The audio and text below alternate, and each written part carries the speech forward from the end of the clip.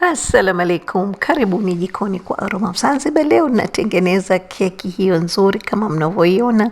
Ni keki laini na ni nyepesi na ni tamu, yani inayayuka kwenye mdomo. Inaitwa peach pound cake. Tumetumia matunda ya peach ambayo sijui yanaitwa nini kwa Kiswahili, lakini mimi nimetumia ya mkebe. Kama utapata fresh ni vizuri zaidi. Kiasi kikombe na kimoja na nusu, na nimeweka unga wa ngano vijiko viwili vikubwa. Ni muhimu sana kuchanganya unga kwenye matunda kama hivi ukiwa unaweka kwenye keki, ili yasiwe yamekaa chini peke yake, ila yanasambazika kwenye keki nzima. Na kwa pishi hili unga hasa unatumia unga unaoitwa cake flour, ni unga muhimu. Kama huna huo unaweza kutengeneza mwenyewe kama nilivyotengeneza mimi.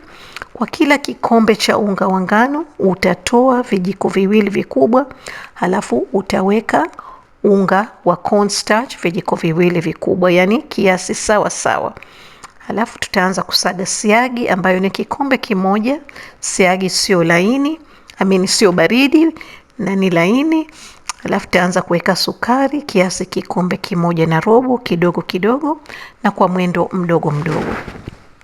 Tukisha kumaliza kuweka sukari, utazidisha mwendo kiasi speed namba 2.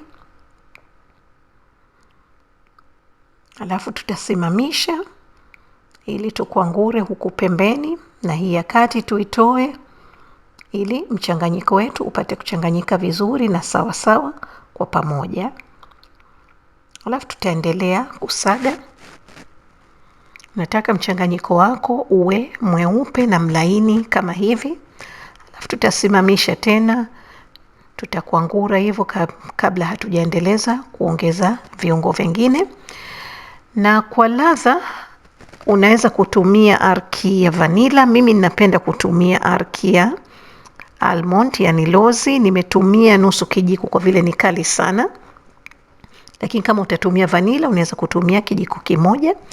Halafu nimetumia mayai 4 ambayo sio baridi, moja baada ya moja, yani utapiga mpaka kiini cha manjano kisha kupotea. Utaweka yai jingine pia kwenye moto mdogo, speed, mwendo mdogo mdogo mpaka tumalize mayai yote. Kama hapo nimeshamaliza, utakwangura. Halafu utapiga mwendo wa zaidi, na nimeweka majani ya limao kiasi kijiko kimoja cha chai. Sasa hivi tuko tayari kuweka unga na maziwa. Unga nimetumia unga vikombe viwili na maziwa 1/3, yani zaidi kidogo na robo.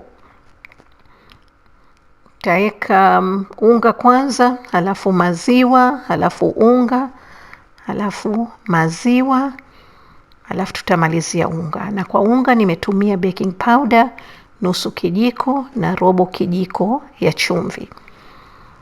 Tukisha kumaliza kuweka unga na sukari na maziwa kwenye mwendo mdogo mdogo, sasa hivi tutapeleka speed ya 2 kwa haraka kiasi dakika hivi au zaidi. Halafu tuko tayari kumaliza keki yetu, yani kuchanganya, lakini lazima ni muhimu kutumia spatula ukachanganya, kwa sababu unaona huku pembeni bado unga haujachanganyika vizuri. Na kwa leo mtanisame, sikumbuki namba zangu, kwa hivyo nitakuandikeni vipimo vote kwa grams pia hapo chini kwenye description box. Sasa hivi tuko tayari kuweka matunda.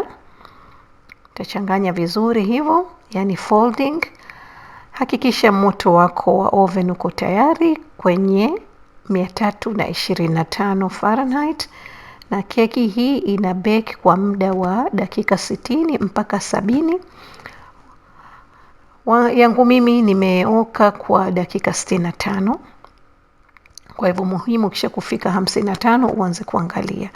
Na bakuli langu niliokea nimelipaka mafuta kwanza, alafu nimeweka na unga ili keki isigande chini.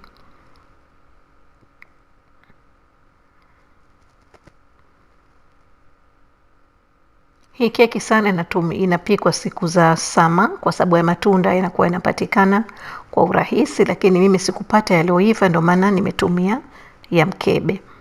Ya mkebe yanakuwa yanapatikana wakati wowote. Kwa hivyo tutaweka kwenye oven, utapiga kidogo kuondoa hewa ili keki isifanye matundu. Na kwa vile nilikuwa nayo matunda ya peach yamebakia, nimefanya caramelization, yani nimeweka brown sugar kidogo na sukari kidogo kwenye moto mkali, nimeweka na vanilla. Sio muhimu sana, lakini kwa vile alikuwa amebakia.